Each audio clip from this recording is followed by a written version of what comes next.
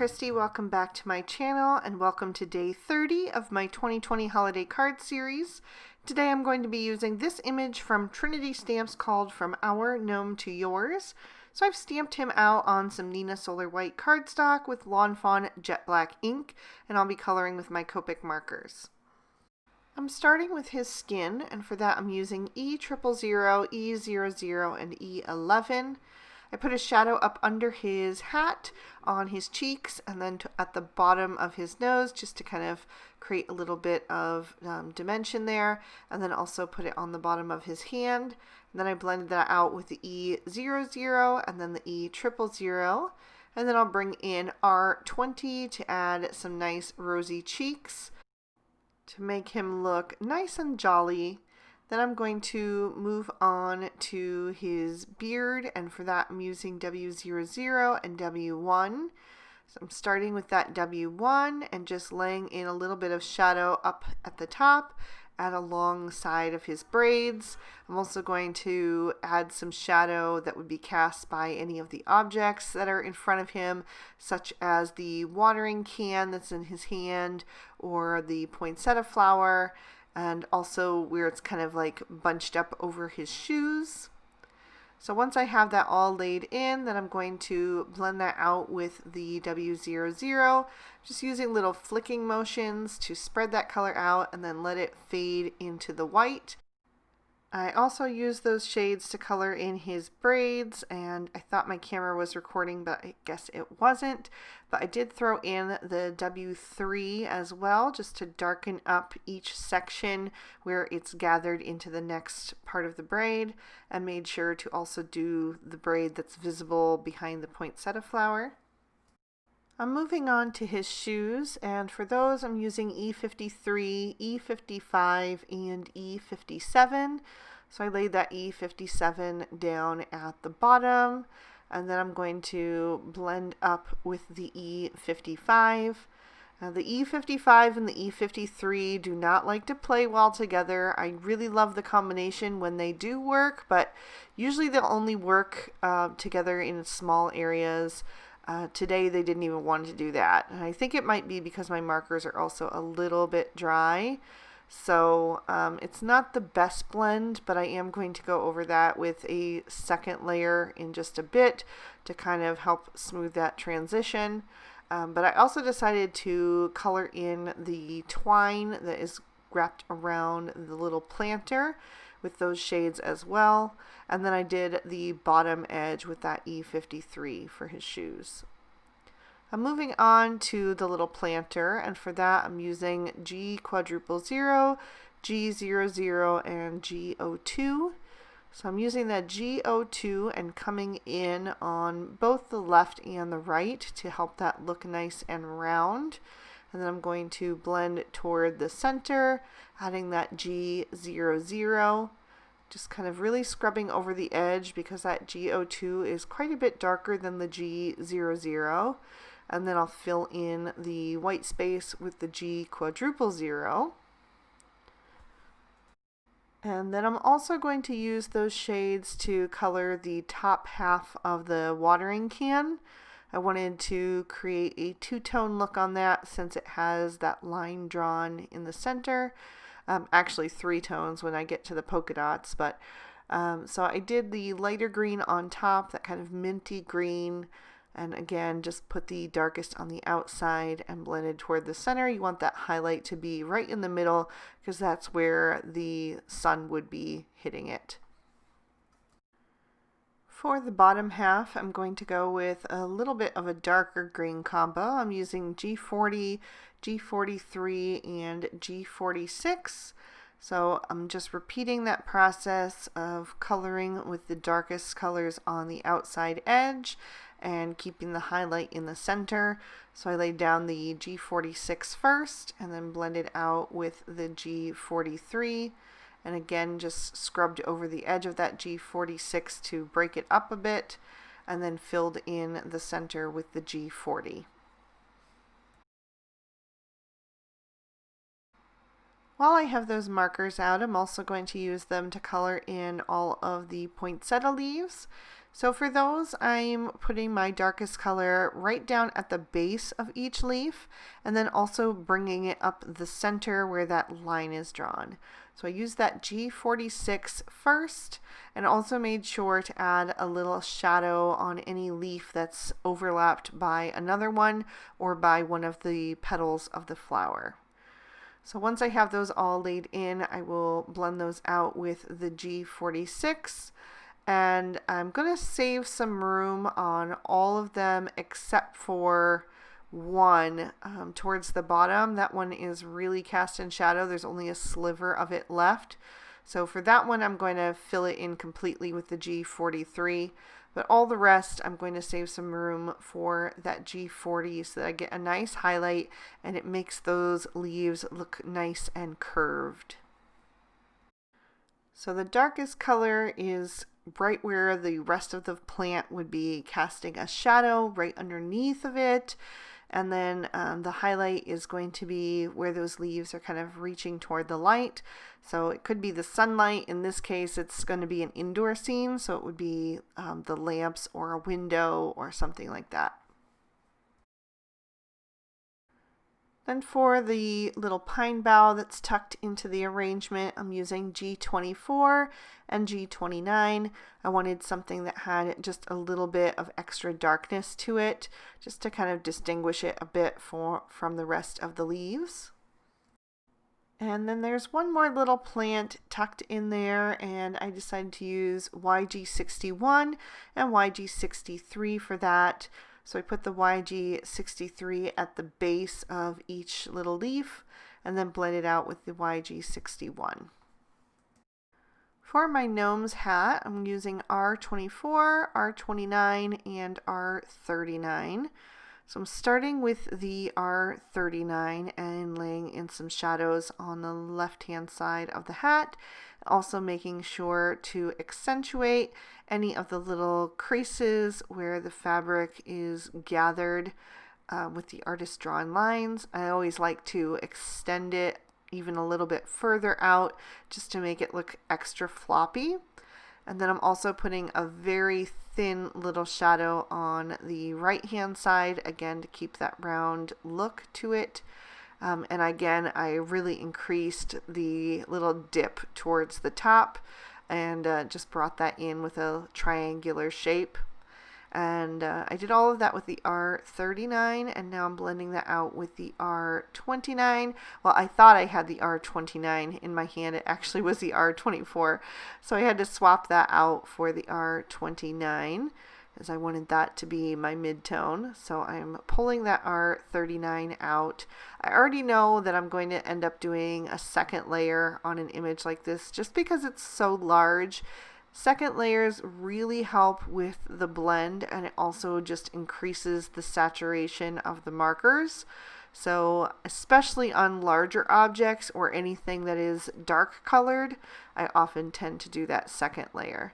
So I'm filling in all of the white space with that R24. I'll do the second layer off screen just to save you a little bit of time in the video, but now you can see how that looks. And then I will use these same shades to color in the poinsettia. So for the petals, I'm going to color them pretty much the same way that I did the leaves. So I put that darkest color down toward the base of each leaf where it's kind of gathered together, and then also draw a line down the center to create a little bit of a crease there. So it makes the petals look like they're curved upward. So once I have all of that laid in with that R39, and I'm being a bit more generous with that R39 because I don't want it to be the exact same shade as the Gnomes Hat. I wanted it to be a little bit darker. So I'm using the exact same markers, but just being a little more heavy-handed with those darker shades. So then I'll come in with that R29 and I'm blending out each of those petals, making sure to save some room on the edges for that lightest shade, the R24. I also think it would be really pretty if you would save a little bit of room for the R22. It would add a little bit more of a pink tone, but I'm coloring today to match some pattern papers, and it didn't have any pink in it, so I wanted to stick to the more vibrant traditional Christmas red. So I'm going to finish up these last two petals, and then the berries I considered coloring in a different shade, but I'm actually using pattern paper that has poinsettias on it today, and it has berries and they were red, so I wanted to match. So I used the R39 and R29 on those berries, and now for the little polka dots, I'm going to use the R29 and the R24. So it'll just be a slightly different tone, just a little bit more fresh and vibrant, less of that darker R39 because I didn't use it for those. And then for the center of the poinsettia, I'm using Y13, YR21, and YR24. The YR21 and YR24 are going to add a nice kind of golden yellow to it, and then I just threw in the Y13 to brighten it up a bit. And again, I did do a second layer just to really increase that saturation. I did not buy the dies for this stamp set, so I'm actually going to color in the background and then die cut the entire panel out. So I'm using E42, E43, and E44 for the shadow at the bottom. This might be like a wood floor or a dirt floor, whatever you want it to be. Maybe it's a dirt floor in a mushroom house. It's not going to be that detailed, so it can be up to the imagination. So I started with the E43 because I wasn't quite sure how dark I wanted to go with it, and then I blended that out with the E42, but I decided, like always, I like a lot of contrast, so I did add in that E44 and made sure to add that right up under the little gnome and the planter, and then I'm going to blend that out again with the E43 and then the E42. And I'll bring that E42 down a bit because I want to make sure that it's all colored in when I die cut it out and there won't be any white places. For the walls, I'm going to use E40 and E41 to add just a subtle bit of coloring down toward the bottom edge. So I'm using that E41 first and doing a little flicking motion up, and then I will blend that out with the E40 and then even come in with a little bit of colorless blender. So I'm going right from the edge of the ground and then also just really carefully around the images. You do have to be very careful with this part because it's very easy to accidentally pick up some of the colors from your images. So if you're nervous about that, you can also color in the background first and then color in your image, and that way any of the colors that you end up using are going to cover up any little bits of that lighter color that you got inside the image if you did get any there. But I didn't know quite what I wanted to do with the background when I started coloring, so that's why I did it at the end, and I was just super careful. And then I'll trim this out with the Lawn Fawn large cross-stitch square stackables. I've popped that into my MISTI so that I can stamp my sentiment, and I'm using one from the Mama Elephant Mixed Holiday Greetings. I'm going to stamp that in Lawn Fawn's Noble Fur ink. And it came with a really cute sentiment as well, but there wasn't quite room left in that little corner for the larger sentiment that came with that stamp set. So that's why I used the Mama Elephant one. And I'm going to use the Mama Elephant stamp set as well on the inside. I'm just going to pick a different greeting. And I'm going to stamp the large gnome again. So I'm using a craft card base, and I'm stamping in Lawn Fawn Walnut ink. And this one says, "Sending holiday hugs from miles away," which I think is perfect for this holiday season. So I'm going to stamp that down a couple of times to make sure it's a really good impression since it's such a detailed image. And then I'm going to choose my pattern papers, and I'm using the Simple Stories Jingle All the Way collection. So I'm flipping through to get to the sheet that I used as my coloring inspiration, which is that poinsettia print on the black. I also really liked that buffalo plaid with it. And then I wanted something to pull in the green. I thought that first green was a little bit dark. That one with the holly berries was a little bit too busy, so I ended up going with this one with the holly berries. It's just a little less busy because it's a bit more tone on tone, and it has both a lighter green and a darker green, so I thought that would tie in well with the coloring. So I trimmed those down with the Lawn Fawn large stitch rectangle stackables, and also I selectively die cut the buffalo plaid piece with the Stitch Party Banners die to give me that nice fishtail end that has that stitching detail. So I'm going to add the poinsettia print to my card base first, make sure that that is aligned on all the sides, and then smooth that down into place.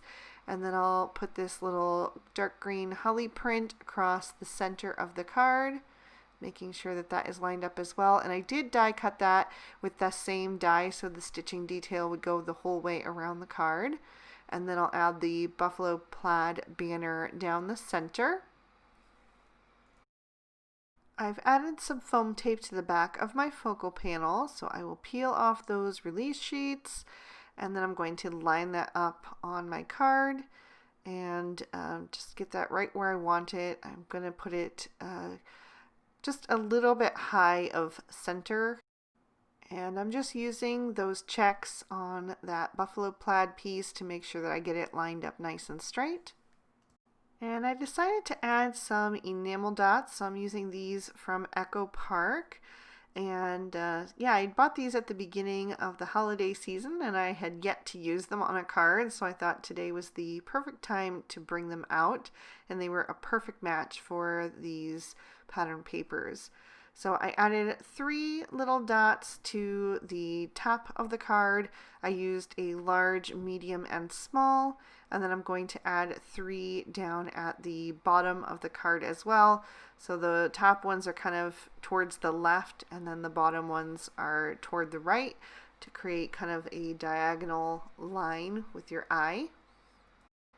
And by the way, those enamel dots were from the Little Lumberjack Christmas collection. And then I'm going to add some crystal stickles because it needs to have a little bit of sparkle. So I put that in the center of the poinsettia, and then I also kind of drew it up each of the little petals. Just a little thin line there to accentuate that deep, dark little shadows. I'm also going to add it to the 3 little berries and to the twine that is wrapped around the little planter. And I added some to the top half of the watering can. And then I'm also going to add some to the Gnomes Hat. So I'm just going to kind of follow the shadowed lines and add that along the sides until it's really nice and sparkly. I just love this stuff. I think it's so pretty. So I'll lift that up to the camera and tip it so that it catches the light. And I'll give you another peek at the inside. And that is going to complete my card for today. I hope you guys enjoyed this one. My husband loves poinsettias, so I was super excited to play with this set, and I think this one came out super cute, so I hope you guys like it too. So if you did like it, please be sure to hit that thumbs up button and subscribe and ring that notification bell. All of that helps out my channel so much. Also commenting down below. And if you're interested in any of the products that I used today, you'll find those listed and linked in the description bar. If you'd like to keep watching, here are 2 extra videos I thought might also interest you. And I hope you all have an amazing day. Bye-bye.